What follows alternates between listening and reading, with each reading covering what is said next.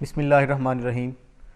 آج کی بڑی خبر یہ ہے کہ کوئٹہ میں مظاہرین اپنی میتیں لے کے ابھی بھی سڑکوں پہ بیٹھے ہوئے ہیں۔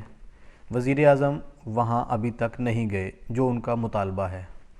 سوال یہ پیدا ہوتا ہے، بلکہ اب ذہنوں میں یہ سوال پیدا ہونا شروع ہو گیا ہے کہ وزیر اعظم کیوں نہیں جا رہے۔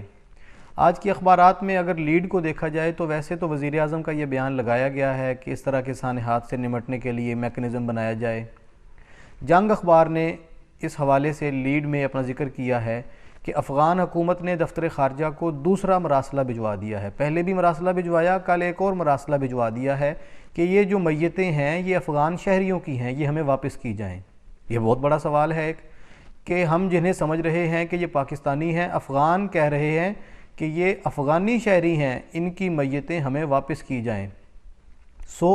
ہو سکتا ہے کچھ ایسے پیچیدہ معاملات ہوں، وزیر اعظم کیوں وہاں نہیں جا رہے۔ بہت سارے سوالات نے جنم لیا ہے جنگ کی اس لیڈ کو پڑھنے کے بعد۔ تو اس کے علاوہ باقی آج کے اخبارات میں وہی روٹین کی معمول کی خبریں ہیں۔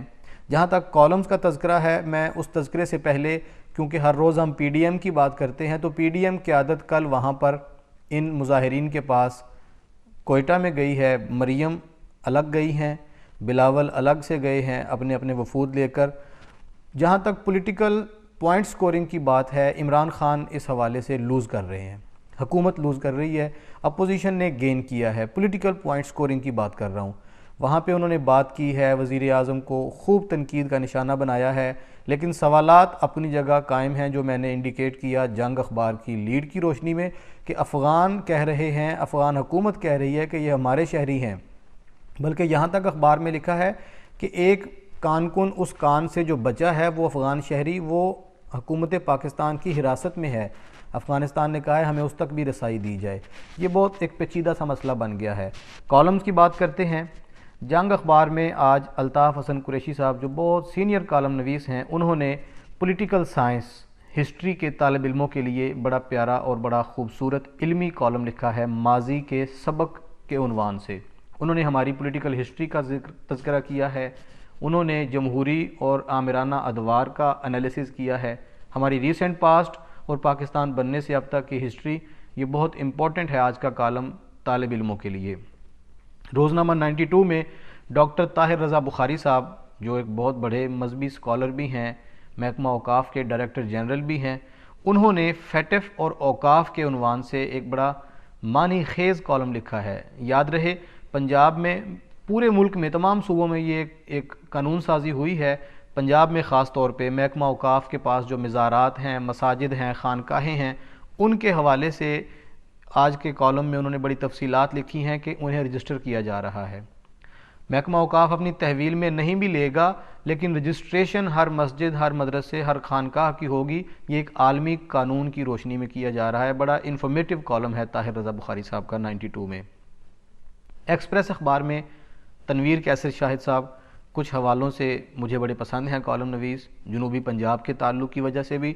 انہوں نے اپنے آج کے کالم میں بڑا دلچسپ موضوع لیا ہے کہ کرونا ویکسین پر علماء کی رائے کیا ہے، اس پر اسلام کیا کہتا ہے، فتوے کیا آنا شروع ہو گئے ہیں، عالم عرب و عجم میں کیا بات کی جا رہی ہے۔ انہوں نے حوالے دیے ہیں کہ عرب میں تو بادشاہوں نے اس ویکسین کو لگوانا شروع کر دیا ہے، پاکستان میں جو ہمارے روایتی علماء ہیں طرح طرح کے فتوے اٹھیں گے، بلکہ انڈونیشیا کے کچھ علماء کے وفود کا تذکرہ کیا ہے کہ وہ چائنا گئے ہیں یہ وزٹ کرنے کہ یہ ویکسین جس چیز سے تیار ہو رہی ہے وہ حرام ہے یا حلال ہے۔ بہرحال یہ دلچسپ موضوع ہے۔ آج انہوں نے اس پہ لکھا ہے کہ پاکستان کو بھی اس پہ غور کرنا چاہیے۔ ویکسین ظاہر ہم منگوا رہے ہیں، پرائم منسٹر نے بھی کہا ہے، تو ہمیں اس پر بھی غور کر لینا چاہیے، علماء کا فتویٰ بھی لے لینا چاہیے۔ دنیا اخبار میں رؤف کلاسرا صاحب نے یہ جو سانحہ ہے کوئٹہ کا، مظاہرین کا موقف اور حکومت کا موقف، اس کو لے کر کالم کا عنوان بنایا ہے خاتون اور مرد وزیر اعظم کا فرق۔ اشارہ ان کا نیوزی لینڈ کی پرائم منسٹر کی طرف ہے جو گزشتہ برس، بلکہ گزشتہ سے پیوستہ 2019 میں مارچ میں سانحہ کرائسٹ چرچ ہوا تھا، مسجد پر حملہ ہوا تھا۔ نیوزی لینڈ کی خاتون وزیر اعظم وہاں پہنچیں، مسلمانوں کے ساتھ انہوں نے یکجہتی کا مظاہرہ کیا۔ وہ ایک بہت شاندار مظاہرہ تھا جس نے پوری دنیا میں ایک میسج چھوڑا تھا۔ رؤف کلاسرا کہتے ہیں کہ ہمارے وزیر اعظم موجودہ عمران خان اور نیوزی لینڈ کی خاتون وزیر اعظم کا فرق انہوں نے کمپیریزن کر کے انالیسس کیا ہے۔ اور جہاں تک تعلق ہے نئی بات اخبار کا، میرے دوست نجم ولی صاحب، ان کی والدہ کی کل برسی تھی، انہوں نے اپنی والدہ کی یاد میں امی کے عنوان سے آج کالم لکھا ہے، بڑا خوبصورت پڑھنے والا ہے۔ ظاہر ہے انہوں نے اپنی والدہ کا تذکرہ کیا ہے لیکن جذباتیت پیدا کر دی ہے۔ میں درخواست کروں گا اپنے تمام سننے والوں سے کہ آج جمعۃ المبارک بھی ہے تو نجم ولی صاحب کی والدہ کی برسی پر فاتحہ خوانی بھی کیجیے۔ بہت شکریہ۔